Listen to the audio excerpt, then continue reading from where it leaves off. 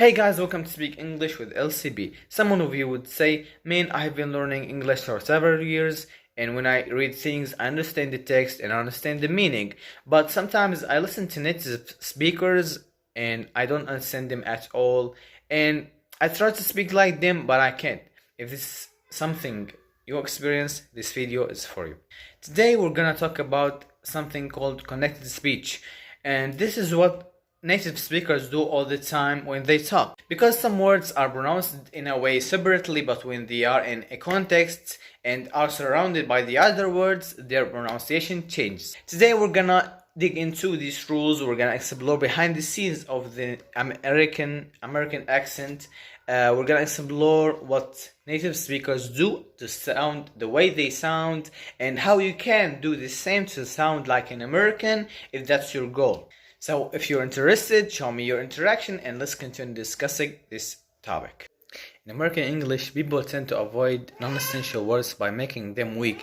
And by that I mean that there is no stress on those words when people talk. Let me give you some examples. So for example, fish and chips, right? 3 words, but when we talk we say fish and chips. Fish and chips becomes fish and chips. In this way, the word and is in a weak form. Basically in fish and chips. That's it.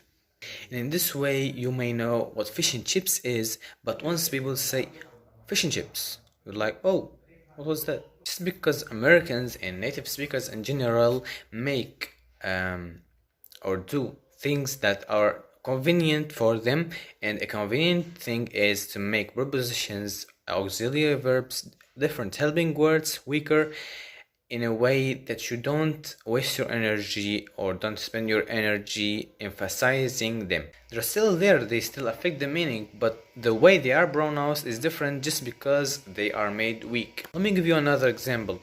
Have you finished work? So the emphasis is on work and have is weak. So have you finished work? Yes, I have. Here we have a strong, vivid, not weak at all. So compare this. Have you finished work? Yes, I have. Have you finished work? Yes, I have. This is a very clear example of a weak word.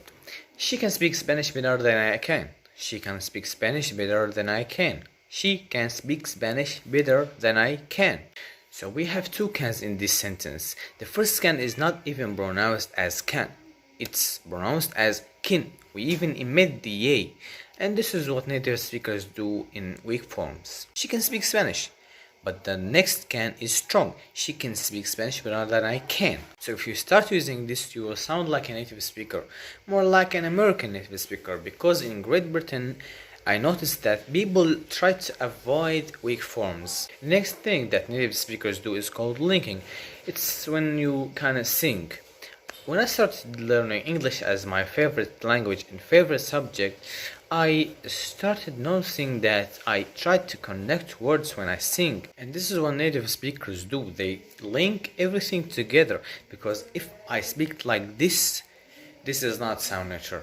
But if I speak like this sounds natural. And one word evolves from the other word. Next thing is called elision, which means when one sound is substituted by another sound or completely disappears from a word. A very clear example: cats or dogs? Cats or dogs? A native speaker would say cats or dogs.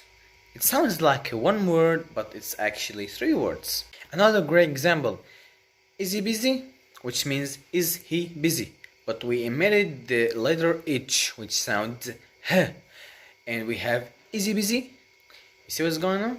Widely used in America. In Great Britain you would say interview. In America, interview. So T here just disappears from the word interview. That's it. I would actually say it's substituted by another N, because this N becomes a little longer. Interview. No T at all. Same example. Center. American for center. So T is substituted by this longer N and you get center, not center, because it becomes very British. Wanted instead of wanted. Wanted for American accent and wanted for British accent. Butter. And this is another example of something Americans do. When you have double T, it's substituted by D and it's again called legend. Butter, not butter. But again, if you want to sound more British, butter is the pronunciation you would go for. Next door.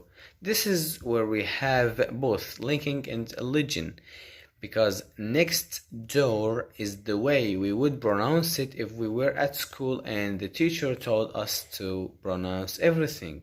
But if you want to sound more American, we'll say next door, where the T disappears and two words get linked together.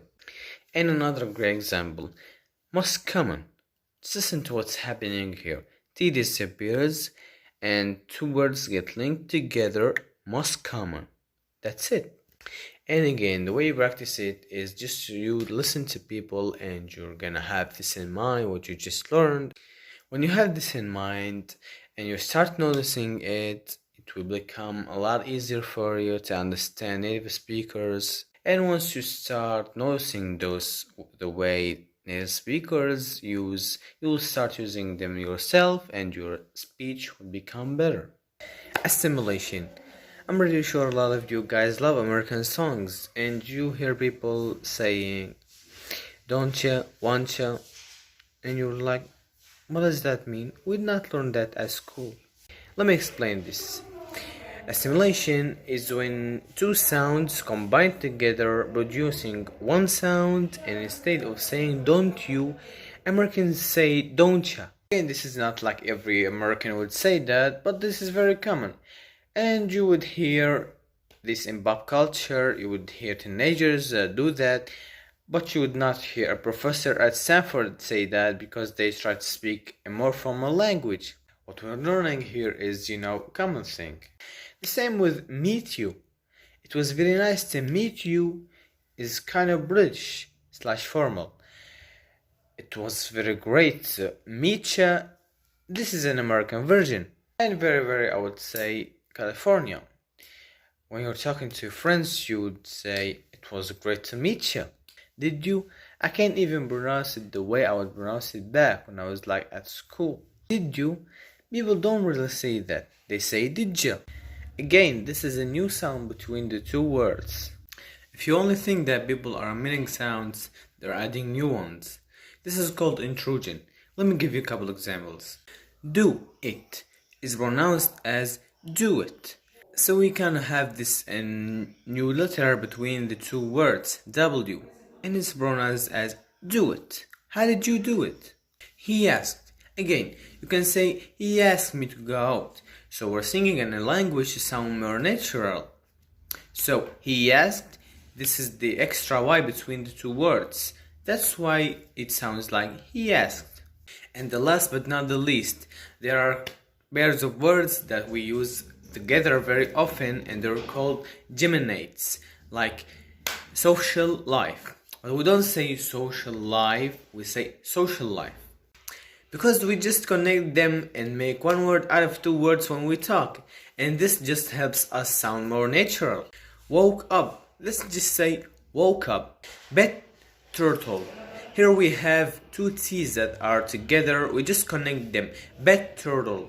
That's it. If you think that you need more tricks like these to speak like a native speaker and understand natives, and you get what I've given you today, I recommend keeping up to date with the latest of LC Breezy and improve your English. Thank you.